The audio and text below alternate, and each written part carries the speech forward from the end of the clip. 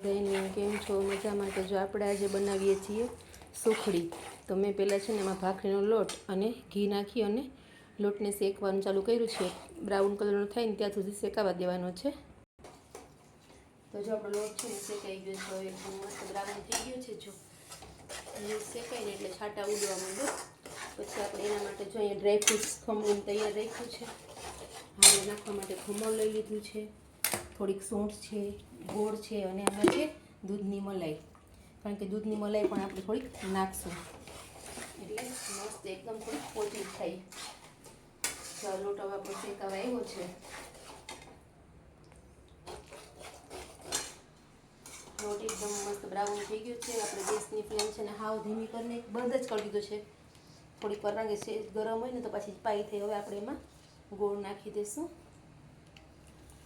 ગોળ નાખી અને ગેસ બંધ રાખીને ગોળ નાખીએ એટલે છે ને કડથળ ન થઈ જાય અને એકદમ મજાની મસ્ત સોફ્ટ પહોંચી રહી. એટલે આપણે છે ને ગેસને બંધ કરી અને પછી એમાં આપણે ગોળ નાખશું. સેજ મીઠી હોય ને તો સુખડી મજા આવે. યુગભાઈને લંચમાં ભરવા માટે આજ મેં સુખડી બનાવવાનો વિચાર કર્યો છે. મેં કીધું હાલો આપણે સુખડી થોડીક બનાવી નાખીએ. અને કારણ કે બિસ્કિટને એવું એલાઉડ નથી સ્કૂલમાં. થોડીક મલાઈ નાખશું આપણે હવે એમાં. તો એકદમ છે ને ગોળ નાખ્યો પણ મારે થોડીક મલાઈ પણ નાખશું એટલે છે ને થોડીક સોફ્ટ થાય મસ્ત મજાની.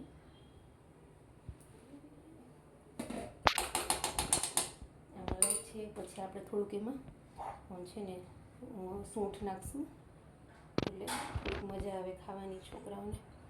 અને સૌતીમાં અમે થોડી ખારી પછી નાખશું થોડુંક ખમણ.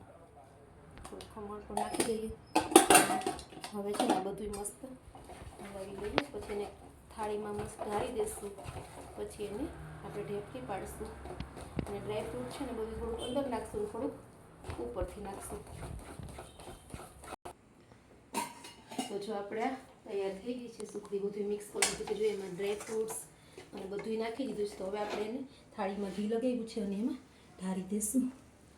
બધી મસ્ત મજાની એક થાળીમાં ઢાળી દઉં ને એટલે જાડી જાડી મસ્ત મજાની સુખડી ઢેફલી પડી જશે. અને ઉપર છે ને આપણે બધુંમાં લગાડવાનું છે. બધું કાઢી લઉં ને એટલે મસ્ત.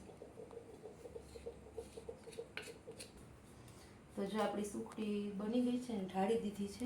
હવે એમાં આપણે ઉપર થોડુંક છે ને ખમણ પાથરી દઈશું બધે એમાં મસ્ત મજાનું. અને હારે ડ્રાયફ્રૂટ નાખી દઈશું. બધું ડ્રાયફ્રૂટમાં ખાલી મેં કાજુ બદામ નાખ્યા છે કારણ કે અમારા ઘરમાં કાજુ બદામ જ ખવાય છે. તો મેં ખાલી કાજુને બદામની કતરીણ કરી નાખી છે ખમણીને. અને આપણે ઉપર નાખી દઈશું કારણ કે યુગભાઈને અમારે બીજું કંઈ ઓછું ભાવે છે. તો એના માટે થઈને અમે ડ્રાયફ્રૂટ્સમાં ખાલી ખમણનો જ યુઝ કરીએ છીએ, કાજુ અને બદામનો જ. અને કિસમિસ છે ને એવું ભાવે પણ એ એમ જ ભાવે છે એને. અને આમાં હું નાખતી નથી. તો જો આપણી આ સુખડી બનીને તૈયાર થઈ ગઈ છે. તો કેવી લાગી મારી સુખડી એની મને કોમેન્ટ કરજો. આપણા વિડીયોને લાઈક કરજો, શેર કરજો. અને મિત્રો આપણા પેજને ફોલો કરવાનું ભૂલતા નહીં અને આપણી ચેનલને સબસ્ક્રાઈબ કરવાનું ખાસ ભૂલતા નહીં. તો હવે મળશું આના પછીના વિડીયોમાં. ત્યાં સુધી આવજો.